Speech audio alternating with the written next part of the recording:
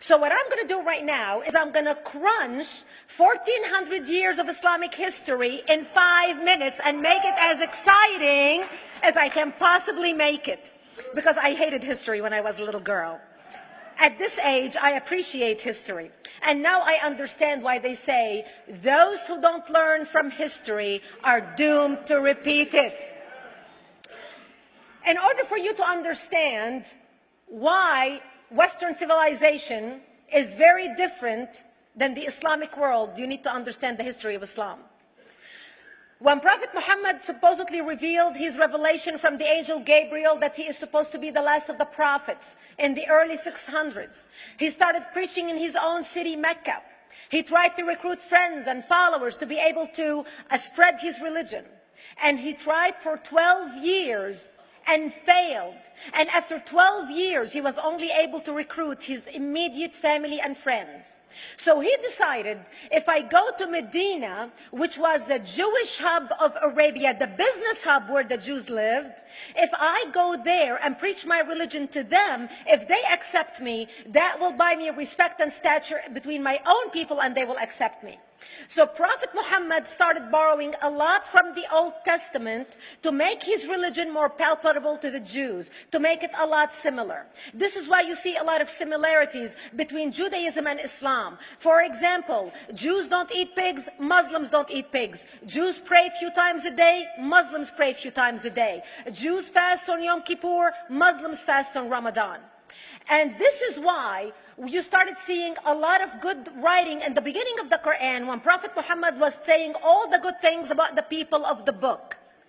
He took his message and went to Medina trying to recruit the Jews, talking about the people of the book, talking about how similar the two religions are. When they refused to accept him and follow him as the last of the prophet, that's when he turned against them and started killing them and started expelling them. That's when Islam went from a spiritual movement for the first 12 years of Islam into a political movement cloaked in religion after the year of the Hijrah, after Muhammad went to Medina and the Jews did not accept him. He became a military warrior and declared war on them and started expelling them.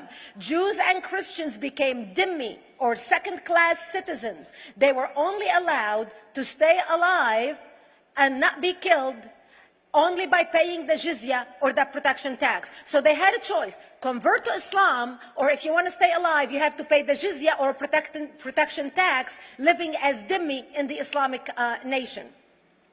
Christians and Jews could not ring church bells. Jews could not blow the shofar. Christians could not ring church bells. They could not pray publicly.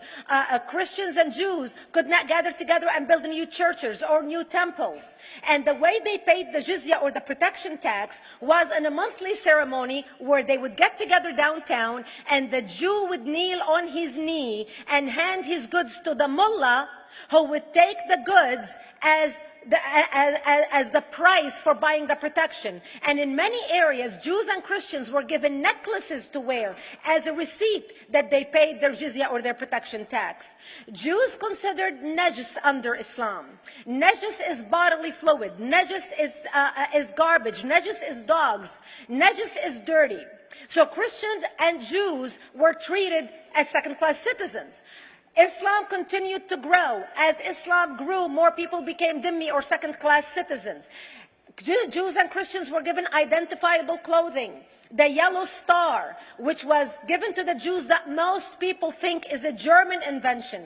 It was actually an Islamic invention in the 9th century in Iraq by the second Khalif al-Mutawakkil of Iraq, who invented the yellow star for the Jews to be identified as they walked down the street.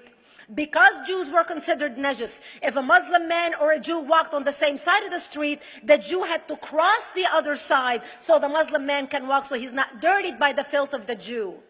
Christians were given the zunnar, the belt, which most of you men are wearing right now. That was an Islamic invention for the Christians.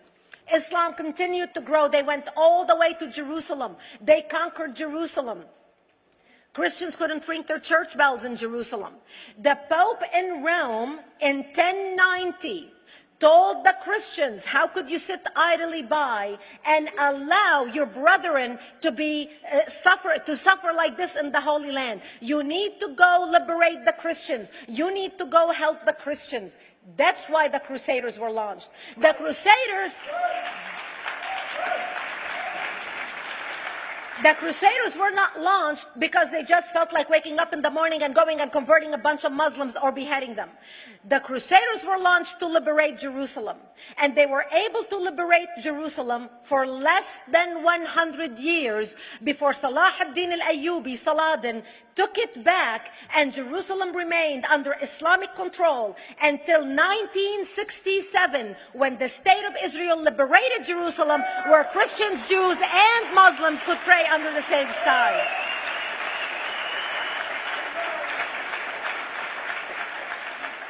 The Crusaders continued fighting Islam, and for 300 years they tried and failed. And by the 1300s, the Crusaders disappeared because they could not win against Islam.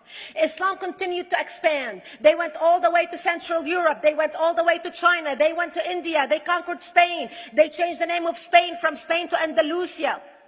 And they started, as they advanced, as they conquered more nations, more people paid the jizya, or the protection tax. And this is how the Islamic Empire grew.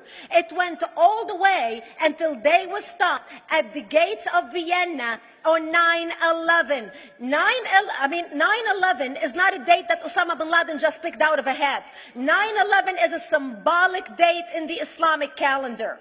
By the 1600s, Islam had covered more of the earth's surface than the Roman Empire did at its peak.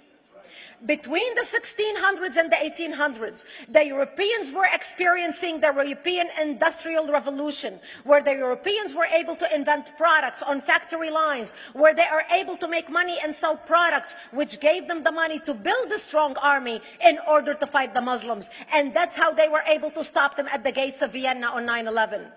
The Europeans started the pushback against Islam. They pushed them out of Europe. They pushed them out of all the way to the Middle East and North Africa. By 1924, the Islamic Empire ended. In 1924, the Islamic Caliphate ended in Turkey by President Ataturk, who was a secularist. He ended the Islamic Empire, and he gave women rights to vote. He gave women a right to an education, a right to work, a right to choose a husband. He forbid women from wearing the hijab. He forbid men from wearing the beard. The Muslims hate him so much that they consider him a Jewish agent, because they believe that his mother and her bloodline was Jewish, and that was the influence on Ataturk. By the time the Islamic Empire, or the Islamic Caliphate, or the Islamic State ended in 1924, the Islamic Caliphate had existed for 1400 years, and it ended less than 100 years ago. By the time the Islamic Caliphate ended in 1924, 270 million people around the world were killed by Islam. 270 million. And we didn't have weapons of mass destruction, and there was nuclear weapons. All of these people were killed, butchered by the sword. The people in the world, less than 100 years ago, how many people knew this history? Please raise your hand. We in America have failed to educate our children about history. We in America failed to educate our population about history. Our children in high school, you take any 17, 16-year-old kid, 18-year-old kid, and ask them about World War II. They can't even tell you what happened in World War II. For them, it's ancient history, and we still have our World War II veteran walking among us. That's how little we know of history. Islam ended in 1924, the Caliphate. People thought the Caliphate will never be resurrected. The Caliphate will never come back. But two things happened in the Middle East in the last century that made the Islamists be able to resurrect the Caliphate. Number one is the discovery of oil in Saudi Arabia, which we were able to discover and were stupid enough to allow them to nationalize it. And the number two that happened was Ayatollah Khomeini coming to power in 1979.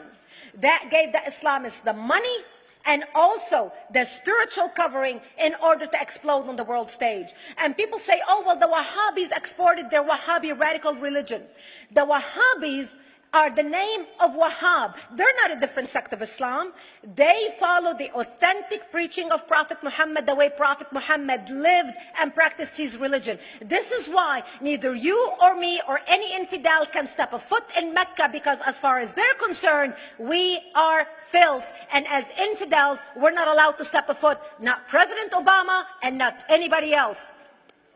As a matter of fact, Al-Qaeda used to use Saudi Arabia and its success as an excuse to recruit members, as the example to show them how Allah has blessed Saudi Arabia because of the way they adhere to the tenets of Islam. And today we talk about ISIS. ISIS is not a new invention. ISIS resurrected the caliphate that ended less than 100 years ago. Except we are too ignorant and too uninformed to understand what ISIS is doing and why ISIS is succeeding.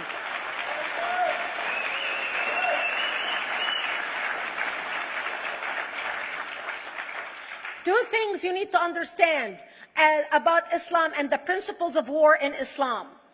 One is the law of Taqiyya, which means lying and deception. It means that a Muslim man can lay his hand on the Quran and swear that he is telling the truth, knowing that he is lying, but also knowing that the Quran will forgive him because he is advancing the cause of Islam.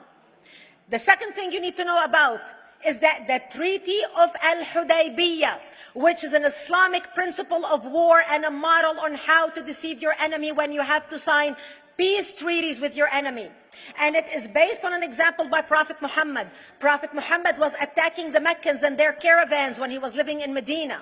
One day he attacked them because this is how he got the goodies. He would attack them, rob them, and spread the goodies among his men. And this is how he was able to recruit, because this is how people made money without working. And so he attacked the Meccan caravans. When he realized he's not able to defeat the Meccans in that city of Al-Hudaybiyah, in that place, he signed a 10-year treaty with them. Does that sound familiar? A 10-year treaty with them that says he will not attack them, he will have peace with them, he will not declare war on them.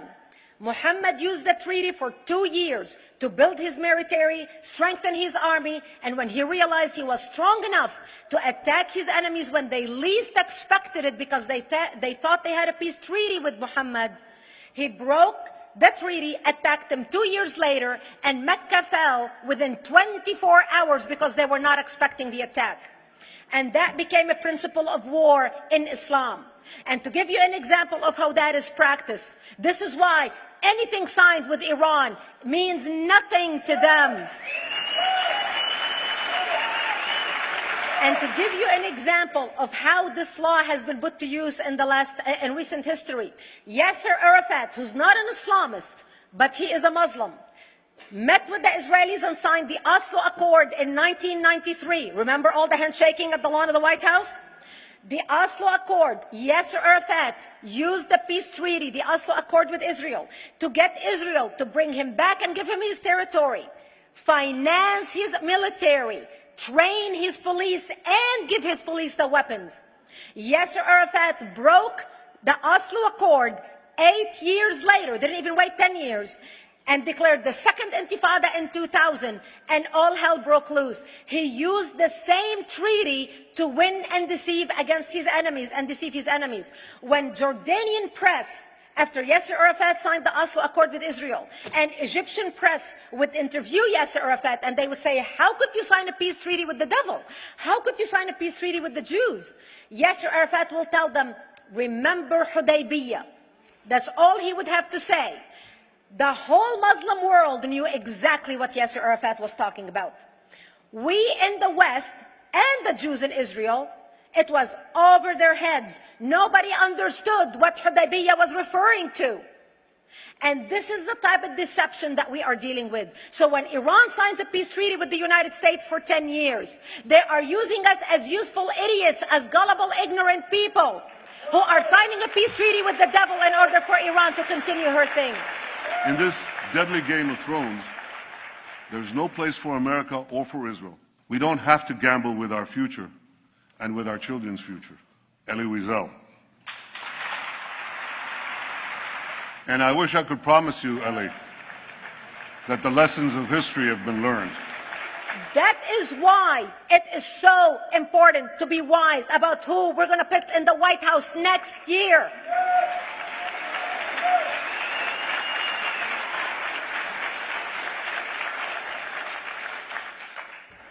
This is why it is very important that whoever we're going to elect next year to office, that the next president be well informed about the history of radical Islam, understand our enemy, understand what ISIS is all about, understand what their end goal is. And this is exactly, people are wondering how come ISIS is having such success recruiting people from all over the world. They exploded all over the world. The Pew Research did a poll. And of course, the Pew Research is not Brigitte Gabriel, is not Fox News, is not Tony Perkins. The Pew Research did a poll in 2013 when they went around the world and interviewed Muslims from Islamic countries all over the world. And they asked them two questions. Would you like to have Sharia law as the law of your country? And would you like to see the Islamic Caliphate? And remember, this was in 2013, before ISIS. The 5 top countries in the world, in the Islamic world, the 5 top Islamic countries: Indonesia, 204 million Muslims. Indonesia, Afghanistan, Indonesia, Pakistan, Egypt, Nigeria, and Bangladesh. 77% of Muslims interviewed in these Islamic countries, 77% want the establishment of Sharia law and want the establishment of an Islamic state.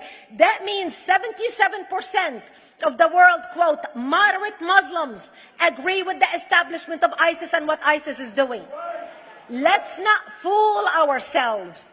This is very important, that whoever we're going to elect is going to be somebody who is strong on national security, who's going to put America first, who's going to make America great again, who's going to send a strong message to the world. The minute he walks into office, whoever we elect, that the world is going to realize that this person you're not going to mess with, because he could care less about what you think, what the UN thinks, what the world thinks. They can all go to hell. We care about America and only the United States of America.